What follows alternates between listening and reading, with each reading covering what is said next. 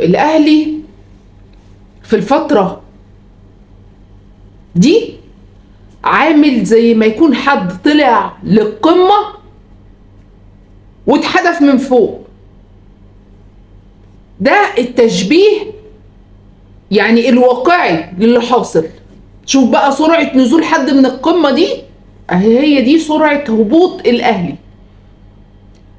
الأهلي الفترة دي دون المستوى، مشاكل بالجملة، دفاع في هجوم في خط نص، كله مشاكل. كولر بالنسبة لي أنا دلوقتي هو لغز محير. يعني في معظم المباريات اللي اتلعبت الفترة الأخيرة تحس إن الراجل ده مش بيلعب على المكسب. الراجل ده لو قاصد النهارده في الماتش بتاع الجونة، لو هو قاصد إن هو يتعادل أو يتغلب، مش هينزل بالتشكيل ده. عندك عالدكة بره منتخب كامل، انت بتريح اللعيبه دي ليه؟ يعني انت في وجهه نظرك ان انت بتريحهم ليه؟ ما انت عندك فتره توقف دولي هتحصل بعد الماتش. اللعيبه اللي مع المنتخب هتروح المنتخب، واللعيبه اللي مش مع المنتخب هتروح على بيتها وهيقعدوا راحه 5 ايام. فانت بتريح اللعيبه ليه؟ في ماتش المفروض ان هو مهم زي ده، هيخليك متصدر يعني جدول الدوري، وكمان هيبقى لسه ليك ماتش. واحد زي كريم الدبيس انت مقعده ليه؟ كريستو مش بياخد فرصة ليه؟ ده احنا كجماهير نطقنا والولد اشتكى ليه؟ انت عارف ان هو افضل من طاهر محمد طاهر 100 مرة. كريم فؤاد اتألق في ماتش سيراميكا وكان سبب في صناعة هدف، ما قعدوا بره ليه؟ انت معاك فريق مدجج بالنجوم فعلا، انت مقعده على الدكه. انت بتلعب قدام فريق صاعد من دوري الدرجه الثانيه، وبتقدم اداء ما يليقش باسم وتاريخ النادي الاهلي، وانت كل ماتش يا كولر بقيت اسوأ من اللي قبله، وانت المسؤول الاول عن تراجع اداء الاهلي في الفتره الاخيره. انا دلوقتي حاسه ان انا مش هكلم كولر، انا حاسه ان انا هكلم اوسوريو في اللي جاي ده. انت عندك خالد عبد الفتاح بتلعبه باك يمين ليه؟ هو اسفه، هو اصلا بيلعب باك يمين، انت بتلعبه باك شمال ليه؟ مكان مين؟ هو انت مضطر لده؟ لا مش مضطر، ده انت بتلعبه مكان كريم الدبيس اللي هو اصلا بيقدم اداء جيد، وطبعا شفناه لما نزل حرك الدنيا في الجبهه الشمال ازاي. انت بقى كريم مرمي بره، وانت منزل خالد عبد الفتاح وبتلعبه في مركز غير مركزه ليه؟ ليه الافتكاسات ليه؟ ليه يا اوسوريو؟ مش ليه يا كولر، ليه يا اوسوريو؟ يعني انا مش شايفه دلوقتي كولر. كريم نيدفيد تقريبا ما لعبش مع الاهلي ولا ماتش، بادئ بيه ليه؟ الولد باين عليه ان هو مش جاهز لا فنيا ولا بدنيا. يعني محمد هاني حسبنا الله ونعم الوكيل فيك، بيعمل اخطاء ما بيلعبهاش، يعني مش بيعملها عيل لسه ناشئ لسه طالع. نيجي بقى للكابتن بتاع الفريق الشناوي النهارده مع رامي ربيعه في اول 40 ثانيه من المباراه كانوا هيلبسوا الاهلي هدف بنفس الاخطاء الدفاعيه المتكرره، ومفيش تدخل برضو من كولر عشان يصلح الاخطاء دي. وتقريبا كولر ما عادش يعني عنده جديد يقدمه مع الاهلي. تخيل في الشوط الاول الاهلي وصل لمرمى الجونة مرة وحيدة اللي جه منها الهدف، في حين ان هجمات الجونة كانت هي الاخطر على مرمى الشناوي طول الشوط الاول، وما قدرش الاهلي يخلق فرص من الاطراف. وكان كولر برضو مصمم على انه لازم يلعب بطريقة التوغل من العمق، ومفيش تنوع في الهجمات. يعني كولر لازم يعيد حساباته، ولازم بقى إدارة الأهلي يكون لها تدخل عشان نعرف أسباب تراجع أداء الفريق وهبوط المستوى بالشكل ده ليه.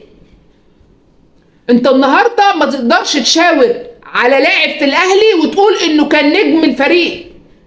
كل اللاعيبة النهاردة مستواهم زي الزفت، ومش ده الأهلي صاحب التاريخ والإنجازات. هو ده الأهلي؟ تخيل كده لما انت تكون النهارده بتتفرج على فرقه افضل ما فيها مودست، يبقى مستوى الفرقه دي ايه؟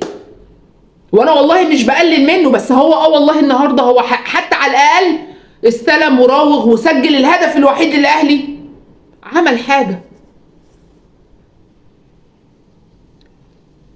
انت حضرتك حتى لو انت عايز تنزل لعيبه تاخد حساسيات المباراه، ده بعد ما بتضمن النتيجه واخر ربع ساعه، دي معروفه في الكوره. ما بتجيش وبتبدا المباريات بيهم، انت بتجيبه من الدار للنار. لعيب بقاله فتره ما شاركش ليه؟ وايه اصرارك؟ انت بقيت بتعمل افتكاسات، انت ما بقيتش بتفتكر في الفرقه. احنا من اول الموسم ده واحنا متعكنن علينا بطولتين راحوا في شهر ونص وشكرا. لما جيت الدوري انت عملت فيه ايه؟ ده الماتش اللي فات بتاع سيراميكا احنا قلنا الاهلي كسب وما يستاهلش، سيراميكا كانت عامله ماتش كبير. طب وبعدين التراجع ده سببه ايه؟ ايه المشكله؟ ايه المشاكل يعني اللي مخليه الفرقه كلها هابطه بالمستوى ده؟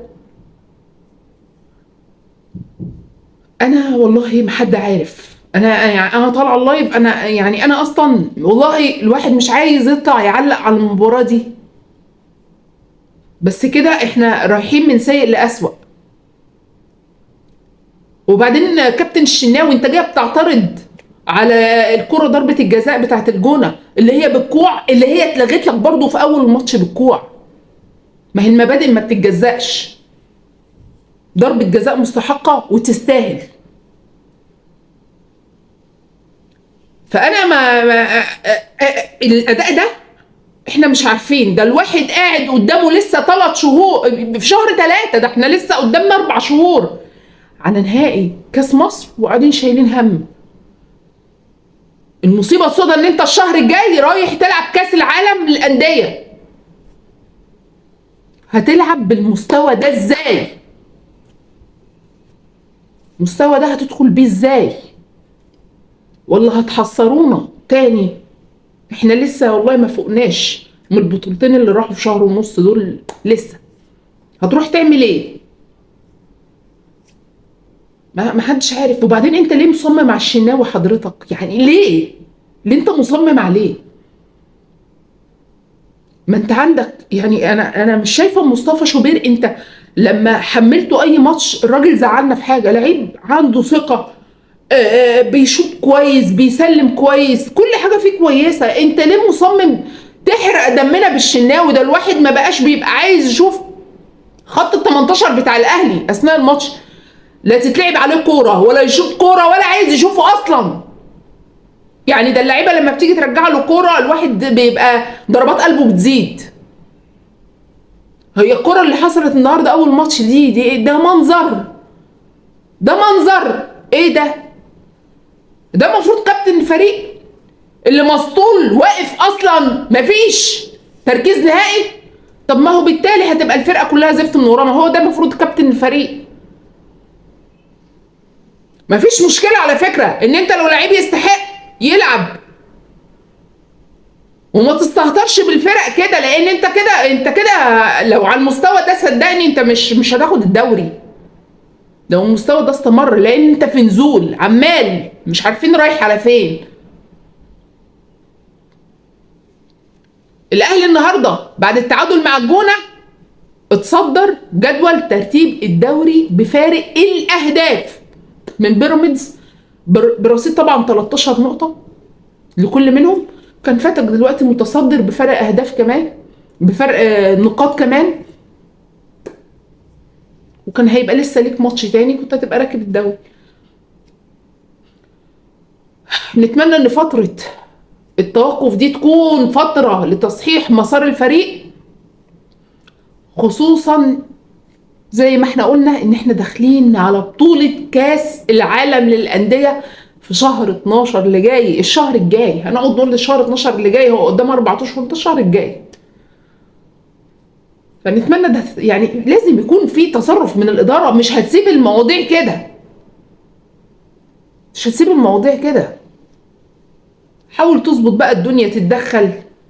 لكن الراجل كده يعني انا شايفه ان هو يعني متعصب شويه، او يعني معاند، انا معرفش. يعني سهل سب التشكيل، بلاش التنطيط ده. يا عم اللي انت عملته الموسم اللي فات اعمله حرفيا الموسم ده، هو نفس اللعيبه اللي معاك. يعني انا مش الواحد مش عارف، الواحد مش عارف. والوحش في غيره، انت عندك غيره، عندك بدايل. لكن كده لا، المستوى كده لا، ده كده حرق دم، كده حرق دم. ده تعادل بطعم الهزيمه بالنسبه لي. ومن ماتش سيراميكا اللي هو اصلا خده برضه، هو كان ماتش زي الزفت، وكان جاي يوم ماتش الزمالك وبيراميدز.